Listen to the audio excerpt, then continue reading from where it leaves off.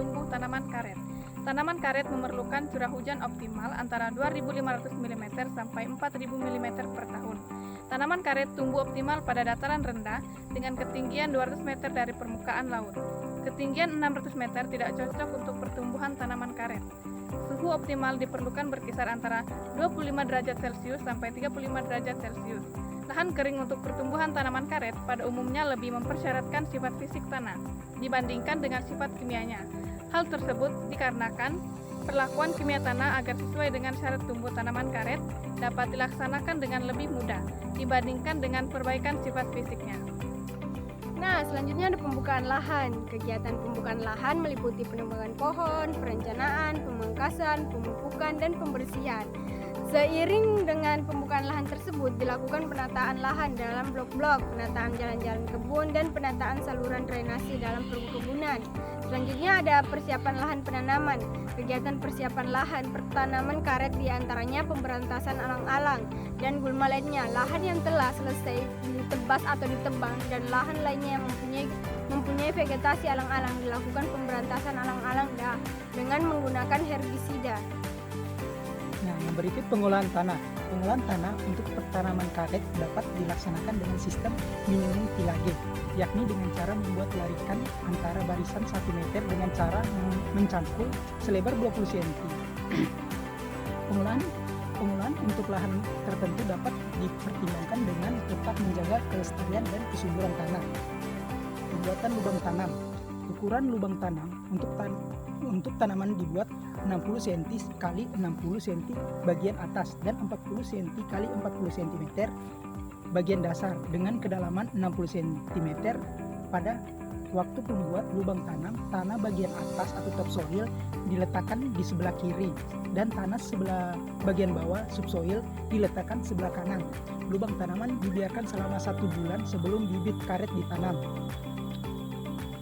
Pada lahan yang relatif datar, jarak tanam adalah 7 meter kali 3 meter atau 476 lubang tanam per hektar. Berbentuk barisan lurus mengikuti arah timur barat berjarak 7 meter dan arah utara selatan berjarak 3 meter. Hal tersebut supaya intensitas cahaya matahari yang masuk ke pertanaman karet lebih besar. Lahan bergelombang atau berbukit jarak tanam 8 meter kali 2,5 meter atau 500 lubang per hektar. Penanaman. Pada umumnya penanaman karet di lapangan dilaksanakan pada musim penghujan antara September sampai Desember. Curah hujan yang cukup banyak dan hari hujan yang telah lebih dari 100 hari. Pada saat penanaman, tanah penutup yang lubang digunakan topsoil yang telah dicampur dengan pupuk urea 50 gram dan SP36 sebesar 100 gram sebanyak pupuk dasar. Seleksi penanaman bibit. Yang pertama itu 1 bibit karet di polybag mempunyai 1 atau 2 daun payung, mata okulasi benar-benar baik dan telah memulai bertunas. Akar tunggang tumbuh baik dan mempunyai akar lateral. 2. Bebas dari penyakit. Jamur akar atau jamur akar putih.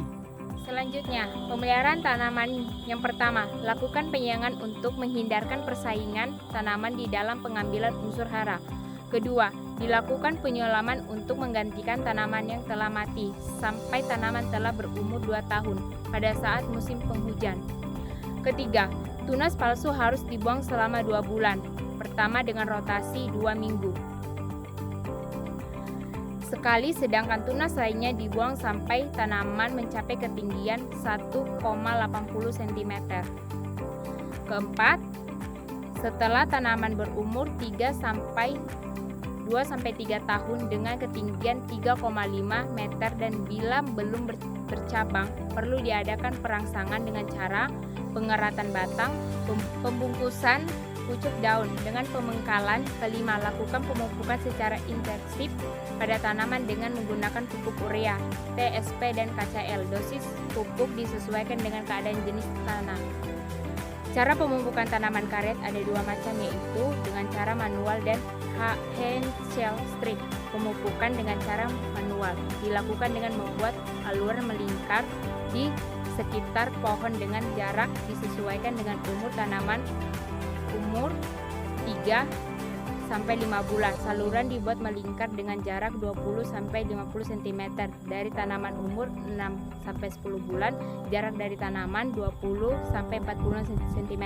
Pemupukan dengan cara hemical strip dilakukan dengan cara meletakkan pupuk di luar jarak 1 sampai 1,5 meter dari barisan tanaman. Keenam, pemberantasan penyakit pada tanaman.